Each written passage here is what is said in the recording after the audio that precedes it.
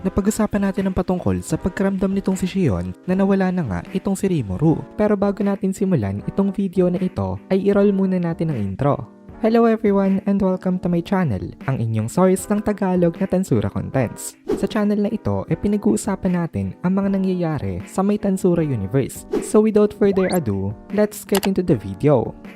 Nag-upload na nga pala guys ang Kohay PH ng Tagalog na solo leveling. Kaya kung gusto mo makapanood ng Tagalog solo leveling contents, bisitahin nyo ang Kohay PH. Link in the description. Mas masakit pa daw itong naramdaman niya na ito compared sa mga naging injuries sa natamo niya kanina. Ito talaga ang true despair na naramdaman niya. Na-realize niya na walang-wala compared dito yung pagkatakot niya kay Dagrawell kanina. Talagang naging empty ang mind nitong si Shion ngayon. Lahat ng kanyang emotions ay na-swallow ng despair. Kasi para kay Shion, si Rimuru ang everything niya. At ang mundo na walang Rimuru ay isang mundo na walang kwenta. Wala nang meaning ang buhay niya. Biglang sumigaw ng malakas itong si Shion nang dahil dito, galit na galit itong si Shion. Dahil sa despair, parang nawawala na siya sa kanyang sarili. At dito, nag-takeover na sa kanya ang kanyang instinct. Hindi na alam ni Shion kung anong nangyayari. Para na siyang isang unintellectual na monster nang bigla siyang nakarinig ng isang boses. Sabi ng boses na ito, confirm daw ang seal daw na nakapatong kay Shion na-lift na. With this, magsisimula na daw ang kanyang evolution. And ang result successful. Ang kanyang unique skill na Cook nag-evolve na ngayon into ultimate skill na Susano.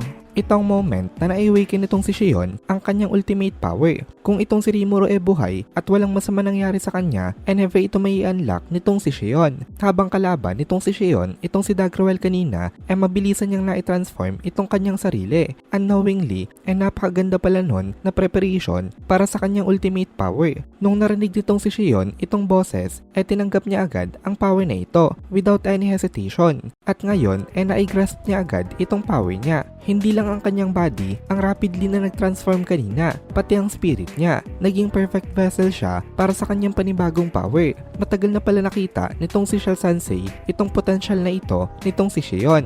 Kaya kung maaalala natin, itong si Shion lang ang hindi nakatanggap ng kanyang ultimate skill. Si Shell lang talaga ang nakakita sa potential nitong si Shion na ito. At kasama ng potential na yon, nakita rin ni Shell Sensei ang risk. Kaya that time, hindi niya inialaw itong si Shion na magkaroon ng ultimate skill. Probably kasi that time hindi pa matured enough itong si Shion at magiging problematic kung itong si Shion gano'n nakalakas, pero isip bata pa ito masyado. Pero sa mga previous battle nga nitong si Shion nakita na naman natin na malaki na nga ang in-improve niya. Hindi na talaga siya katulad ng dati. Medyo may issue pa rin sa kanya pero hindi na kasing lala na katulad nung una. Pero ngayon I think ay ready na itong si Shion sa may power na ito. At wala nga rin ngayon itong si Shell Sensei dito para pigilan itong kanyang evolution. Para kay Shion walang kwenta ang power kung wala naman itong kanyang Lloyd. Pero dahil sa boses na narinig niya kanina na-reinforce sa may utak ni Shion na walang problema sa may plano nitong kanyang Lloyd kasi hindi daw maaari na pumalpak ito. Sigurado daw siya na maging itong pagkawala daw nito ngayon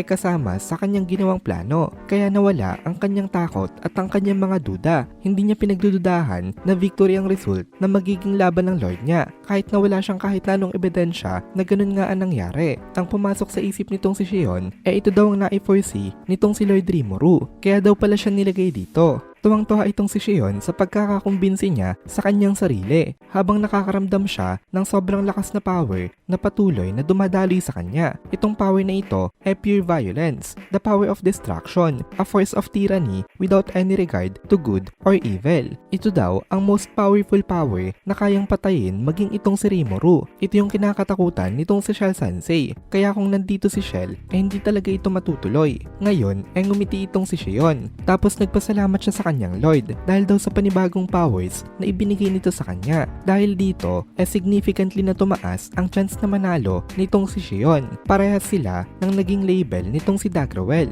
Kasi kung itong si Dagrawell tinatawag na incarnation of tyranny, incarnation of tyranny mismo itong ultimate skill na Susano. Kaya ang mga tidal wave na ibinato ni Dagrawell kay Shion tumigil sa pagdurog sa kanya. Ang malala pa nun itong si Shion ang naging in control sa mga tidal wave na ito na para bang sarili niya itong power. Ini-observe pati nitong si Xion ang lahat ng energy na ikinalat nitong si Dagrawel sa may battlefield. Tapos tumayo itong si Xion ng matikas sa may harapan nitong si Dagrawel at nag-declare siya dito na this time siya naman daw ang duduro kay Dagrawel. Kaya papalapit na ng papalapit ang ending ng kanilang battle. Makikita natin kung sino ang mas mataas ang level of violence. Ngayon nanonood nga itong si Veldora sa may laban na ito. Mag-i-step forward na talaga sana siya kanina nang bigla siyang kinapitan nitong si Ruminas. Nagtanong itong si Ruminas na ano daw ang gagawin nitong lizard na ito. Napakahamot naman itong si Veldora sa may ulo kasi napansin niya nga na nagka-power up itong si Xion. Kaya napatawa na lang siya at sabi nitong si Veldora as expected daw, maganda daw ang pinapakita nitong si Xion ngayon. Mukhang hindi niya na daw pala kailangan na mag-interfere agad sa may laban na ito. Kaya manonood na lang daw muna siya dahil sa power na ito ni Xion